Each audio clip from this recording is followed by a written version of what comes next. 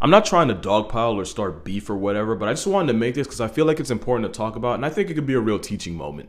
So a creator I'm not going to name, but you probably already know, basically said that if you're white passing, you're white. Obviously that's problematic for a lot of reasons, but I wanted to bring up a specific example. Side note, did you know the second longest fence in the world is the rabbit fence in Australia, stretching over 2,000 miles long? It was built to keep out rabbits that quickly became a problem. Funny how everything down there eventually becomes a problem. But to a lot of people, this fence has a very different meaning. Because Rabbit Proof Fence was also the name of a movie based on a true story. In this movie, 3 indigenous girls are on the run trying to reach their home in Jigalong while also avoiding government officials trying to capture them. And they do this by following the rabbit fence for well over 1,000 miles. Because this was during a time when the Australian government was actively trying to breed out the indigenous people of Australia. And one way was by removing Aboriginal children from their families and forcing them to live and serve white families.